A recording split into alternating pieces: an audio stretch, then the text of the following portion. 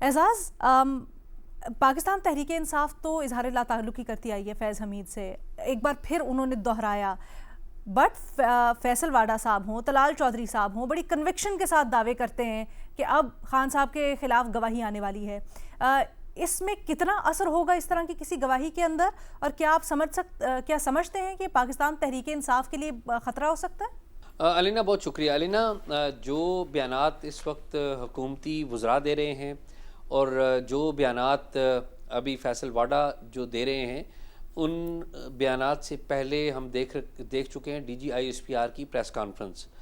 ان تینوں کو اگر ملا کر دیکھا جائے تو یہ بات ہمیں D G I S P R کی پریس کانفرنس سے ہی پتہ چل چکی تھی کہ اس وقت پاکستان تحریک انصاف جو ہے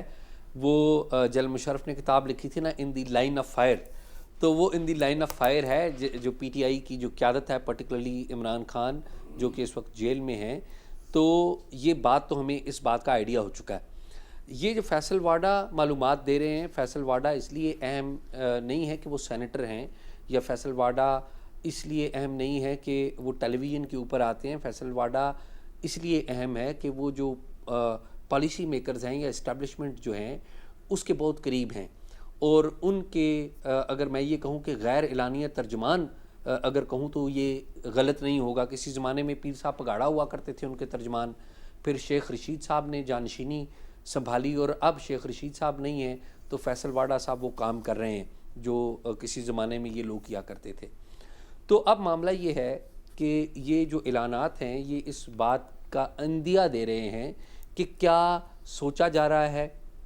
اور آگے جو کیسز ہوں گے ان کا ایون نتیجہ کیا نکلے گا۔ کہ ظاہر ہے اس وقت جو فیض حمید ہیں ان کے خلاف 14 سال کی سزا ہو چکی ہے، اور یقینی طور پہ اگر وہ کسی قسم کی اور مشکل پیدا کرنے کی کوشش کریں گے تو ان کے اوپر یہ جو کیس ہے اگلا 9 مئی والا، کیونکہ 9 مئی کو تو وہ ریٹائر ہو چکے تھے، تو اس میں بھی وہ ان کو سزا مل سکتی ہے جو کہ بڑی کڑی سزا ہو سکتی ہے۔ پھر ظاہر ہے پورا ایک آپریٹس ہے اسٹیبلشمنٹ کا جس نے کوئی نہ کوئی چیزیں اکٹھی کی ہوں گی جس میں ان کو امپلیکیٹ کیا جا سکتا ہے، اور وہ چیزیں فیض حمید صاحب کو یقینی طور پہ دکھائی بھی گئی ہوں گی۔ یہ میں بات کر رہا ہوں یہ جو بیانات آئے ہیں اور پرٹیکولرلی فیصل واڈا نے جو انکشاف کیا اس کی روشنی میں، تو میرا یہ خیال ہے کہ آپ اگر فیض حمید بن کر سوچیں جو کہ ایک بندہ جیل میں ہے، جس کو 14 سال کی سزا ہو چکی ہے، جس سے ملٹری کی طرف سے یا ان کے پرانے ڈپارٹمنٹ کی طرف سے دیے گئے تمام جو سہولیات تھیں، پلاٹس تھے، پینشن تھی، وہ ظاہر ہے اب چھن جائے گی، تو وہ یہ سوچے گا کہ کیوں نہ میں اگلے کیس میں فردر کنوکٹ ہونے کی بجائے میں وعدہ معاف گواہ کیوں نہ بن جاؤں۔ تو یہ وعدہ معاف گواہ بنانے کے لیے ان کو کوشش کی جائے گی، اور مجھے لگتا ہے کہ شاید کہیں کوشش کامیاب ہوئی ہے، کوئی سگنل پازیٹیو ملا ہے، اسی لیے فیصل واڈا نے یہ بات کی ہے۔ آل دو کہ ایک کنوکٹڈ آدمی جس کو پہلے سزا ہو چکی ہوئی ہے اس کی گواہی کی اگر آپ اوپن عدالت میں یہ کیس چلاتے ہیں تو اس کی گواہی کی شاید اتنی ویٹیج نہیں ہو، لیکن اس کی پولیٹیکل امپارٹنس بہت زیادہ ہے پاکستان کے سینیریو میں۔ اگر دیکھا ہے کہ پاکستان میں جو چیزیں ہیں ان کو پولیٹیکل کانٹیکسٹ میں لیا جاتا ہے، لیگل کانٹیکسٹ میں کم لیا جاتا ہے، کانسٹیٹیوشنل کانٹیکسٹ میں اس سے بھی کم لیا جاتا ہے، تو اس اعتبار سے تو ان کی گواہی کی اہمیت ظاہر ہوگی کہ یہ عمران خان صاحب کے ساتھ رہے ہیں، بلکہ ایک وقت وہ تھا سال 2022 کے وسط تک کا جب یہ پتہ نہیں لگتا تھا کہ عمران خان صاحب وزیر اعظم ہیں اور جو D G I S I ہیں وہ ان کے ساتھ اتنے جلد تھے کہ اس وقت اسٹیبلشمنٹ کے اندر سے واضح اٹھائی گئی تھی، اسٹیبلشمنٹ کے اندر سے واضح اٹھائی گئی تھی کہ دیکھیں جی پتہ ہی نہیں چل رہا کہ یہ معاملات کیا ہیں۔ جو جنرل باجوہ تھے at that time army chief تھے، ان کے اوپر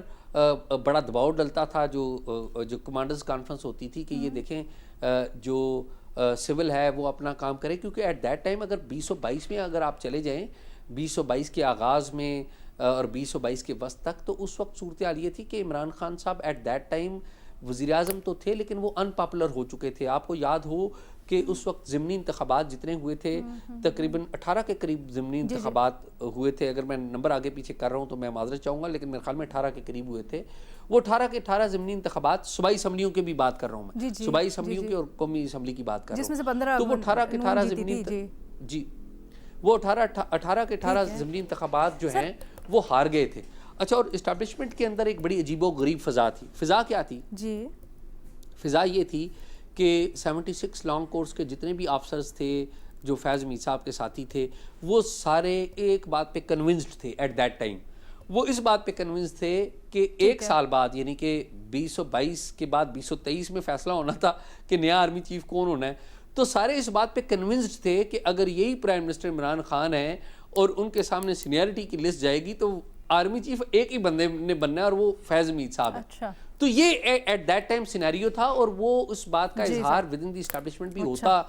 تھا، جس کی وجہ یہ تھی کہ آپ کو یاد ہو کہ مارچ کے مہینے میں، مارچ 2022 میں سینٹ کا الیکشن ہوا تھا. عبدالحفیظ شیخ سینیٹر تھے، تو اس میں اسٹیبلشمنٹ نے پہلے سے اناؤنس کر دیا تھا کہ جی اب ہم جو ہے نا آپ اپنے اون پہ ہیں، ہمارا آپ کی سیاست سے کوئی تعلق نہیں ہے. اور یہی وجہ تھی کہ اسٹیبلشمنٹ نے وہ سپورٹ سینٹ میں نہیں دی تھی، اور یوسف رضا گیلانی صاحب سینٹر بن گئے تھے اور حفیظ شیخ صاحب ہار گئے تھے، اور وہ وجہ یہ تھی. لیکن ایٹ دی سیم ٹائم